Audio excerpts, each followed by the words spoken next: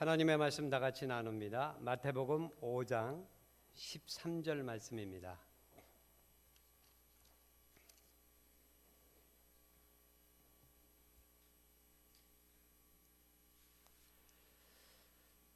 마태복음 5장 13절부터 16절까지입니다. 같이 읽습니다. 너희는 세상의 소금이니 소금이 만일 그 맛을 잃으면 무엇으로 짜게 하리요? 후에는 아무 쓸데없어 다만 밖에 버려져 사람에게 밟힐 뿐이니라. 너희는 세상의 빛이라.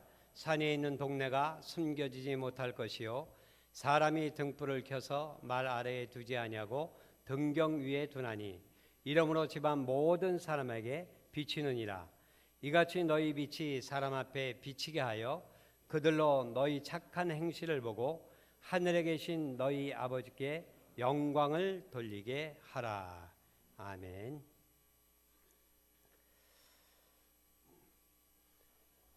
이탈리아 북부 안트로나 계곡에 친치노 댐이라는 곳이 있습니다. 댐이 있는데 경사는 수직에 가깝고 높이는 50m 가량입니다.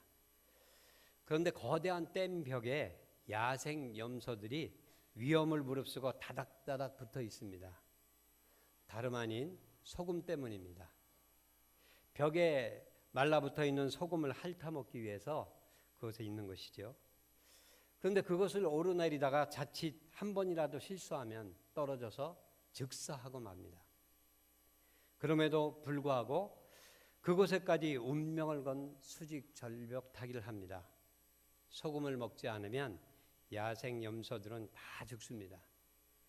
모든 동물, 특별히 초식동물은 나트륨 부족에 빠지기 쉽기 때문에 소금을 얻기 위해서는 죽음조차도 마다하지 않습니다.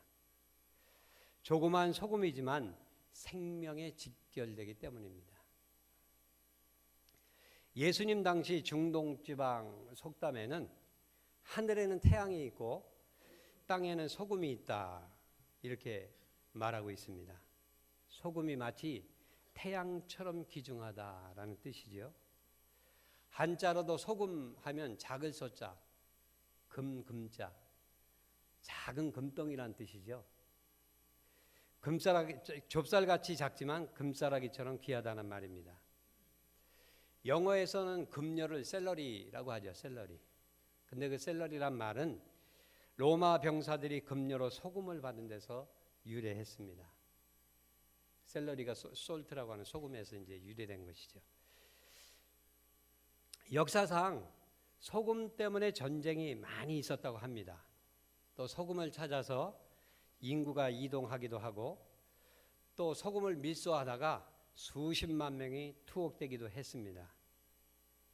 소금은 인류 역사 내내 존경과 숭배의 대상이었고 욕망과 투쟁의 대상이었기도 합니다. 때로는 금보다 더 높게 평가받기도 했습니다. 지금은 대량 생산으로 값싸고 손쉽게 구할 수 있을 뿐만 아니라 너무 흔한 것이 되었습니다. 그러나 그럼에도 불구하고 매일 일정량의 소금을 섭취하지 못하면 죽고 맙니다. 소금은 한마디로 생명입니다. 예수님은 우리를 가리켜서 우리가 이렇게 귀한 소금이다 이렇게 선언하셨어요. 예수님은 우리를 소금이 되어가라 이렇게 말한 것이 아닙니다. 너희는 이미 소금이다 이렇게 선언하십니다. 어떻게 이런 일이 가능할까요? 이것은 예수님이 누구이신지 알면 가능합니다. 첫째로 예수님은 참 소금이십니다.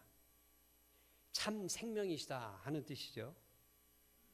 요한일서 5장 11절에서 13절에 보면 또 증거는 이것이니 하나님이 우리에게 영생을 주신 것과 이 생명이 그의 아들 안에 있는 그것이니라.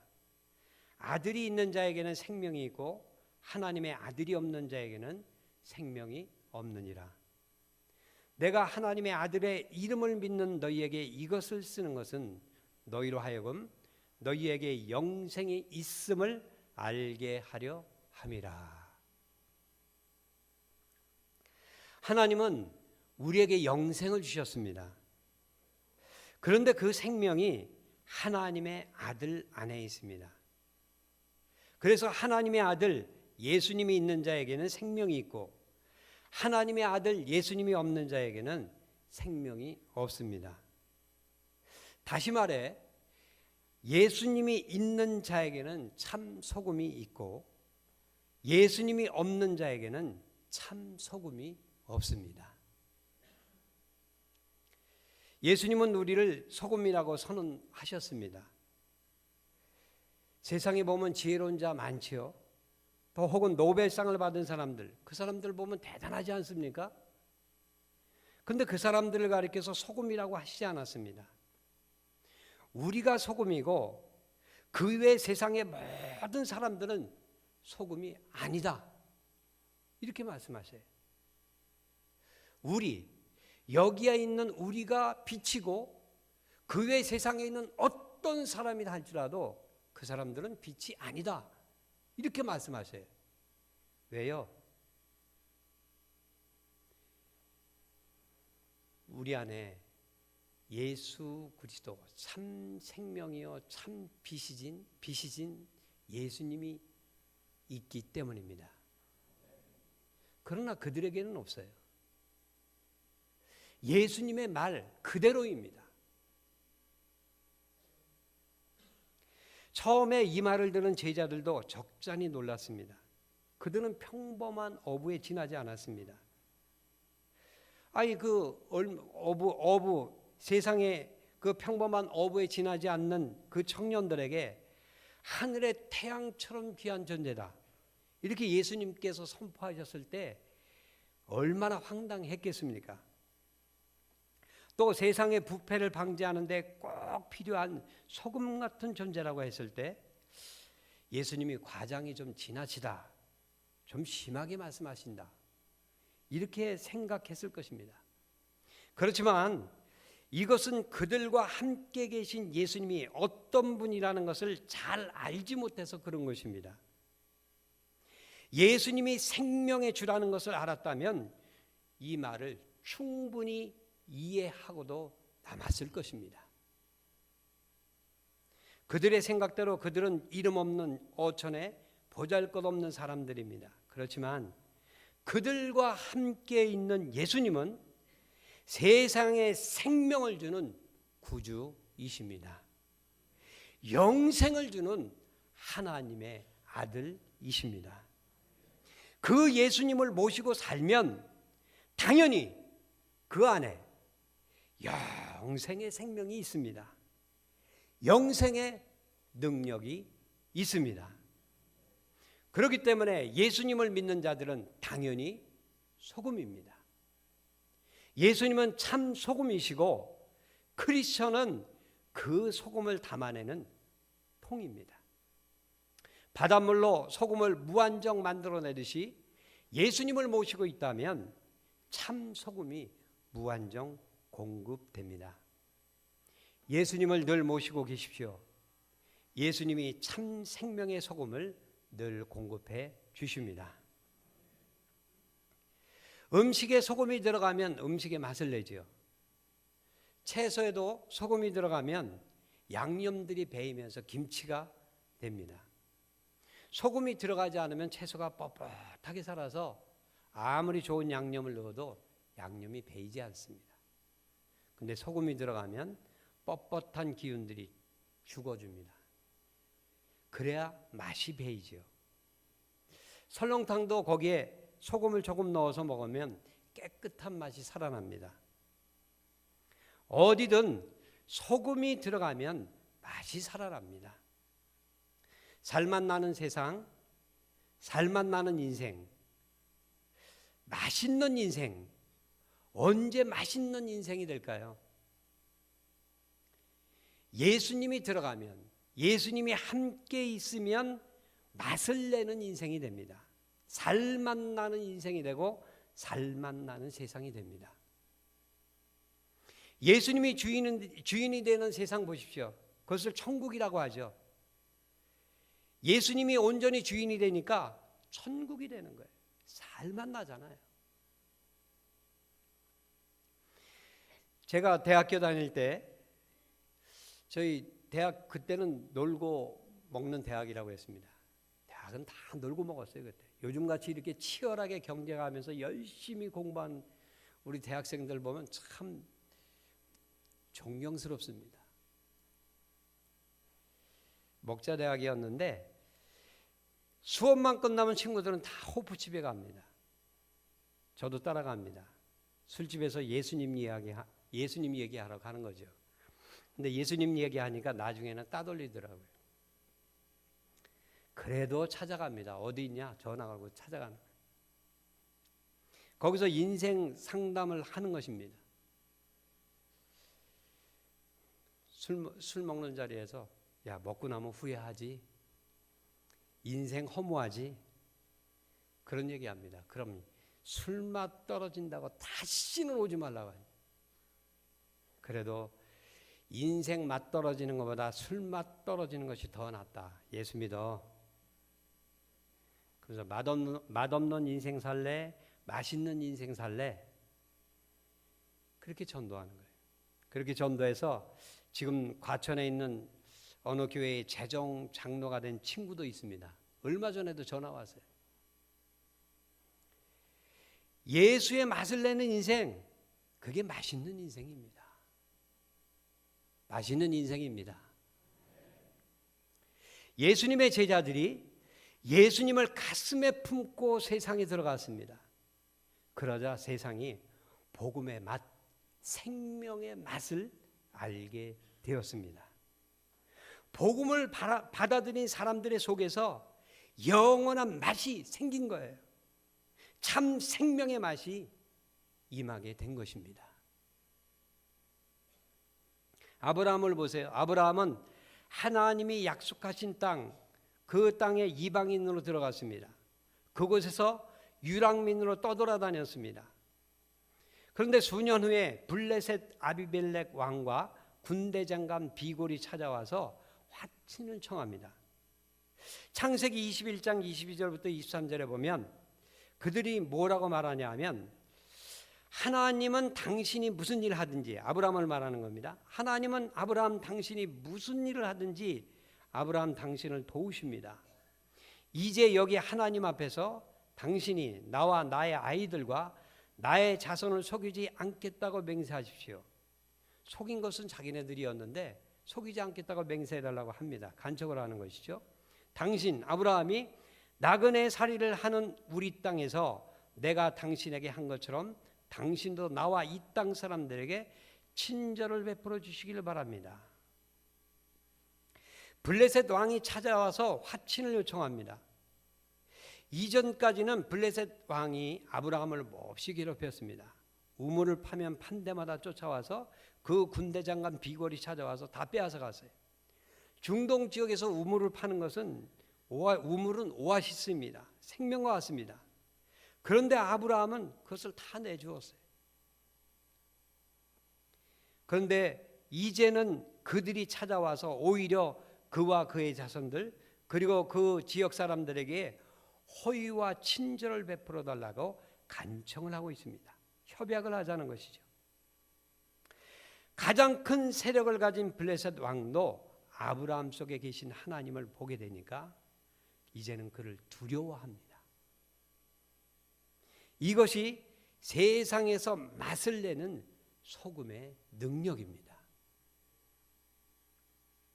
또 아브라함의 아내 사라가 127세를 향유하고 죽었습니다. 그때 가나안 땅 헤브론의 헷 족속에게서 매장지를 사게 됩니다. 그 매장지를 좀 팔아달라고 이제 묘지를 팔아달라고 이렇게 요청을 했을 때 그들이 무엇이라고 말합니까? 창세기 23장 6절에 보면 어른은 이제 아브라함을 지칭하는 겁니다. 어른이라고 지칭합니다. 어른은 하나님이 우리 가운데 세우신 지도자이십니다. 우리 묘지에서 가장 좋은 곳을 골라서 고인을 모시기 바랍니다. 어른께서 고인의 묘지를 쓰시겠다고 하면 우리 가운데서 그것이 자기의 묘자리라고 해서 거절할 사람은 없습니다. 헷 족속은 가나안 부족 중에 가장 강력한 부족입니다. 그때 당시에 철기 문화가 있었습니다.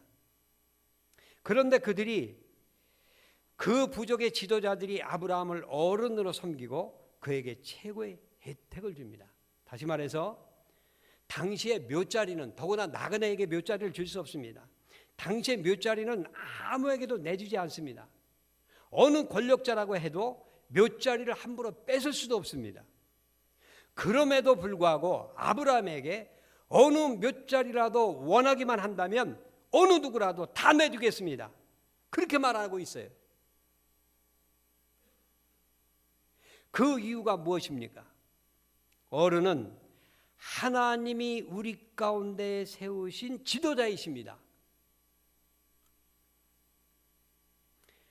아브라함에게서 살아계신 하나님을 보니까 그들은 그를 두려워하고 그를 섬깁니다. 이것이 세상에서 맛을 내는 소금의 축복입니다. 반면에 아브라함의 조카 롯은 어땠습니까? 타락한 도시 소돔과 고모라에서 아무런 맛을 내지 못했어요. 그는 그 성에서 성문에 앉아서 재판할 정도로 뛰어난 지도자로, 세상에서 성공한, 그 성에서 성공한 지도자로 인정받았습니다. 그렇지만 소금의 맛은 내지 못했어요. 그의 사위들에게 천사들이 와서 이제 하나님의 심판이 코앞에 닥쳐왔으니까 당장 이 성읍을 떠나야 된다, 떠나자, 그렇게 말했을 때 사위들은 그 말을 어떻게 여겼습니까? 농담으로 여겼더라. 농담으로. 말이 먹혀들지 않았습니다. 영적인 맛, 영적인 생명을 주지 못한 거예요. 그리고 그의 아내마저도 하나님의 경고를 무시하고 그 성의 미련을 갖다가 소금 기둥이 되고 말았습니다. 우리의 몸은 하루에 1g 정도의 소금을 반드시 섭취해야 된다고 합니다. 그리고 요즘 최근에는 보통 5g 내지 10g 정도를 섭취한다고 하는데 소금은 매일 섭취를 해야 돼요. 그렇듯이 우리에게 있는 절대 생명, 하나님이 주신 이 절대 생명을 계속 유지하려면 예수님과 온전한 교제가 있어야 됩니다. 적은 양의 소금이지만 매일 공급되어야 온몸의 균형이 유지되듯이 영적인 소금이 공급되어야 영적 생활의 균형을 잃지 않습니다. 예수님과의 교제, 말씀을 읽으십시오. 영적 소금을 흠뻑 취하십시오. 기도하십시오. 영적 소금을 충분히 채우십시오. 예배하고 경배하십시오. 소리 높여 찬양을 올려 드리십시오. 영적 생명으로 가득 채우십시오. 매일 예수님과 교제하여 영적 소금, 절대 생명으로 충만하십시오.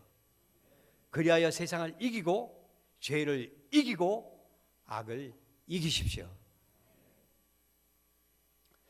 둘째로 예수님은 참 빛이십니다. 아프리카 선교사님의 집에 도둑이 들었어요.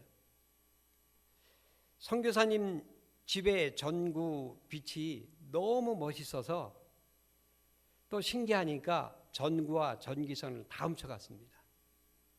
그리고 이 원주민이 친구들을 다 불러서 자랑합니다. 자기도 드디어 빛을 얻게 되었다. 그리고 축배를 들면서 전구의 스위치를 올렸습니다. 그런데 불이 안 들어오는 거예요.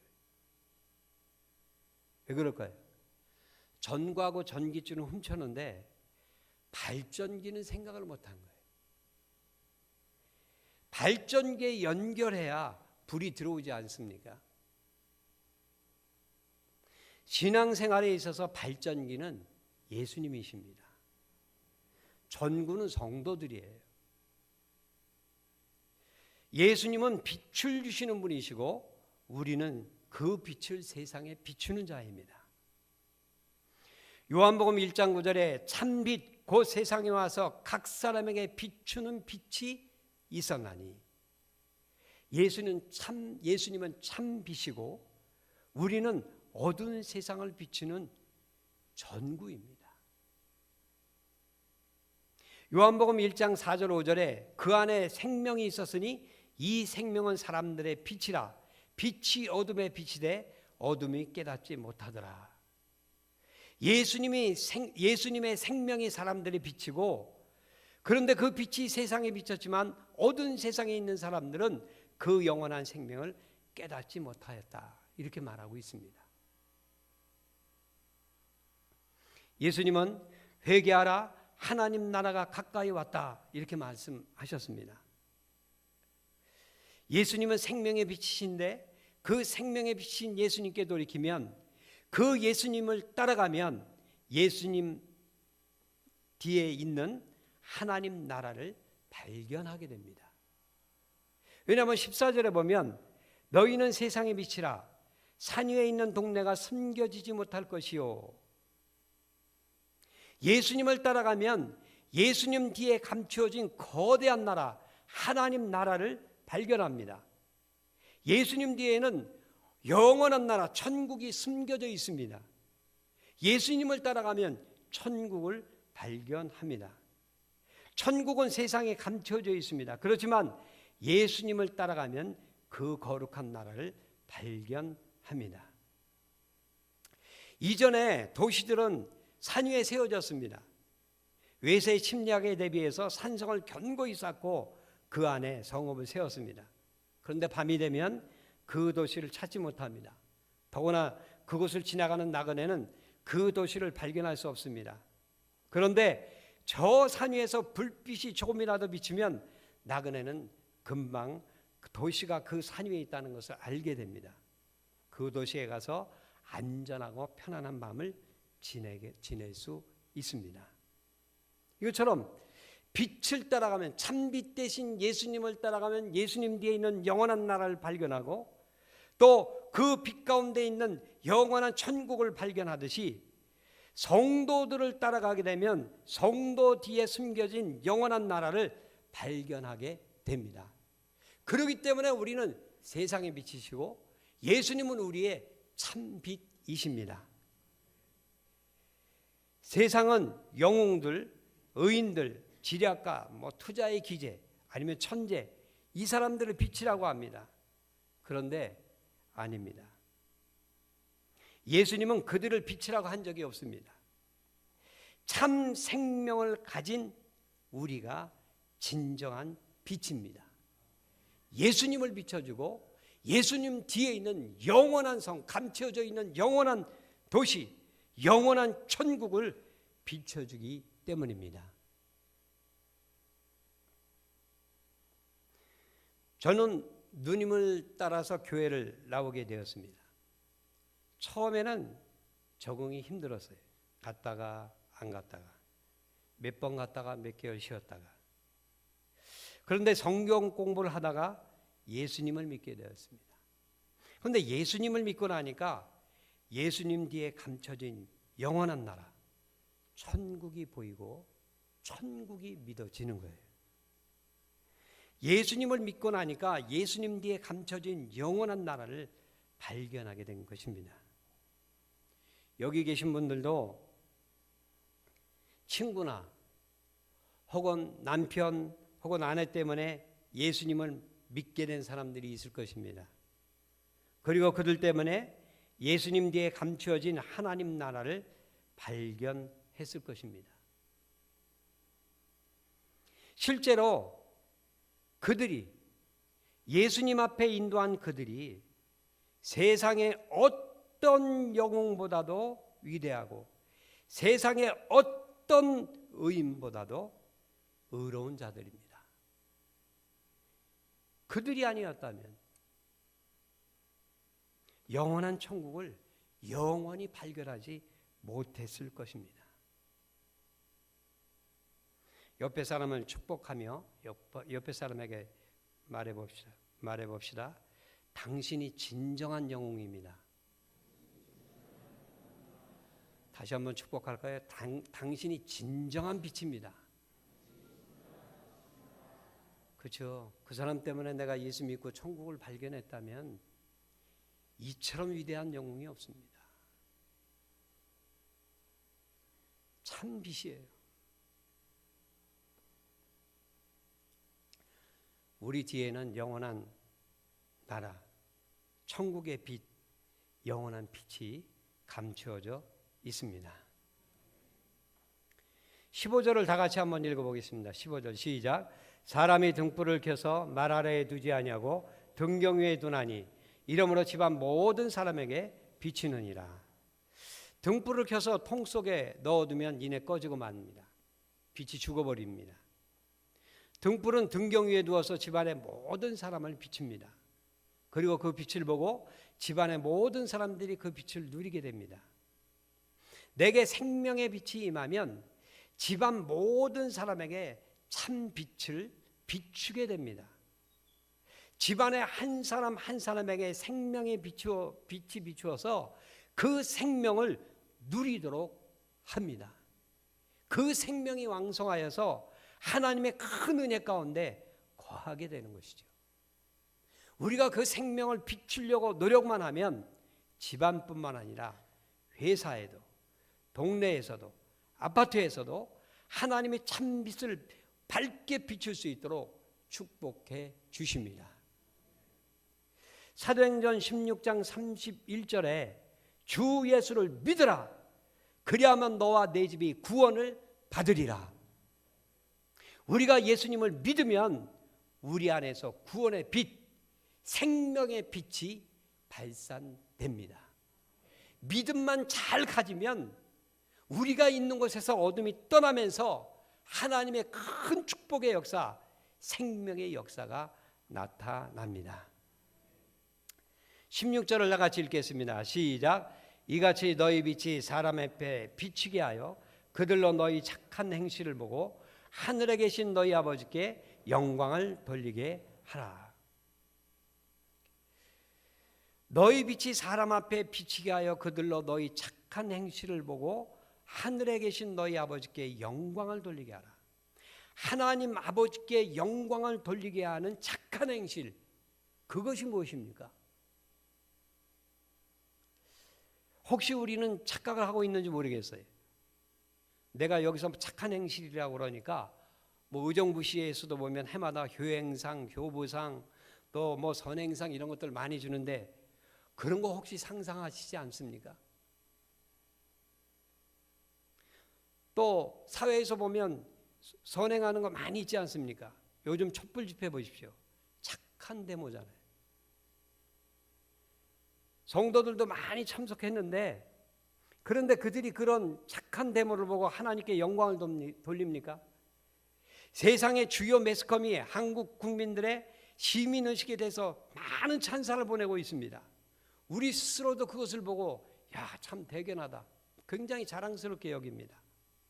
그렇지만 그 착한 행실을 보고 하나님께 영광을 돌립니까? 세상에서 아무리 위대하고 착한 행실이라 할지라도 하나님께 영광 돌리지 않습니다. 하나님께 영광 돌리는 착한 행실이 무엇입니까? 참빛 대신 예수님을 비춰주는 모든 행실, 생명의 주 예수님을 비추는 모든 행위, 그것이 세상이 인정하든 인정하지 않든, 좋아하든 좋아하지 않든, 그들이 칭찬하든 칭찬하지 않든 예수님을 비춰주는 모든 행실이 하나님께 영광을 돌리는 착한 행실입니다. 우리가 전도하다 보면 이런 말을 듣습니다. 저 불교 믿습니다. 저는 유교 믿어요. 근데 전도는 무엇입니까? 기독교로 개종하라는 것입니까? 아닙니다. 참 빛이요 참 생명이신 예수님을 믿으라는 것이에요. 그가 이슬람교인이든 이상한 종교에 빠져 있는 사람이든 무당의 사람이든 어떤 사람이든지 예수 그리스도를 믿어야만 구원을 받습니다. 그렇기 때문에 참빛 대신 예수 그리스도 앞에 나오라고 선포하는 거예요. 참빛 대신 예수 그리스도를 보여주는 것, 그것을 그들에게 선포해 주는 것, 이것이 착한 행실이에요. 착각하지 마세요. 세상에서 아무리 뛰어난, 아무리 칭찬받는 위대하다고 하는 많은 사람들이 참으로 존경하는 그렇게 아름다운 선행을 갖고 있다 할지라도 참빛 대신 예수 그리스도, 참소금 대신 예수 그리스도를 비춰주지 않는 것은 하나님이 인정하는 착한 행실이 아닙니다. 하나님 아버지께 영광을 돌리는 착한 행실이 아닙니다.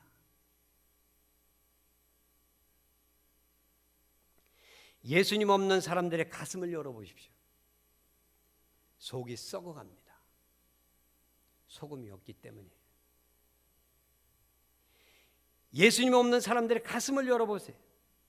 속이 점점 어두워갑니다. 속에 참 빛이 없기 때문입니다. 그러니까 우리가 높은 지위에 있는 사람들, 성공한 사람들, 많이 가진 사람들, 그 사람들 앞에 주눅들지 마세요.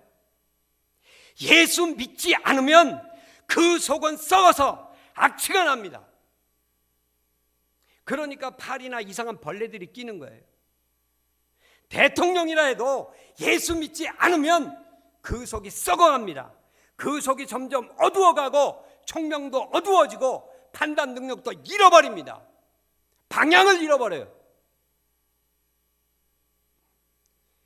예수 믿으십시오. 범사에 예수 믿으십시오. 모든 사건 속에서 예수님 믿으십시오. 참 생명을 얻고 참된 빛의 길을 걸어가게 됩니다. 세례 요한이 하나님께 보냄을 받았습니다. 그는 빛에 대하여 증언하고 모든 사람이 자기로 말미암아 빛을 믿게 하려 합니다. 요한복음 1장 6절에서 8절에 하나님께로부터 보내심을 받은 사람이 있으니 그의 이름은 요한이라.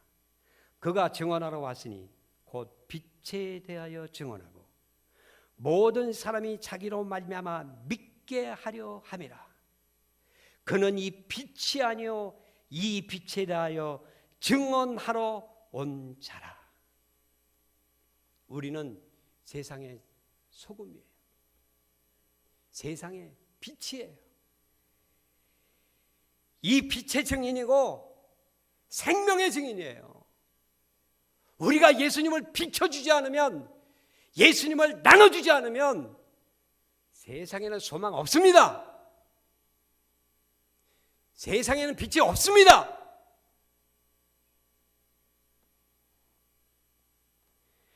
우리는 세상의 꿀이 아니에요. 하나님은 우리를 달콤한 인생으로 부른 것이 아닙니다. 소금 인생으로 부르셨어요. 근데 그 소금 인생이 살맛 나는 인생이에요. 그럴듯하게 사탕 발림을 하는 설탕 인생이 아니라 참 맛을 느끼게 하는 소금 인생, 또 참 맛을 느끼게 하는 그 소금 인생, 예수 믿는 참 맛을 누리면서 그 맛을 누리게 하게 하는 의미 있는 인생으로 우리를 부르시고 그렇게 삼으셨습니다. 우리는 화려한 불꽃놀이용 불꽃이 아닙니다. 집안을 비추는 평범한 불꽃이에요. 한번 멋지게 쏘아 올려졌다가 잠시 후에 사라지는 일회용 불꽃이 아닙니다. 늘 집안의 등대 위에서 불을 밝혀 집안의 모든 사람을 고루고루 비춰주고 집안의 모든 사람들이 하나님의 생명을 누리고 어둠을 이기고, 그리고 하나님 안에서 잔잔한 승리를 누리고 찬양을 드리고 하나님께 영광을 돌리게 하는 생명의 빛입니다.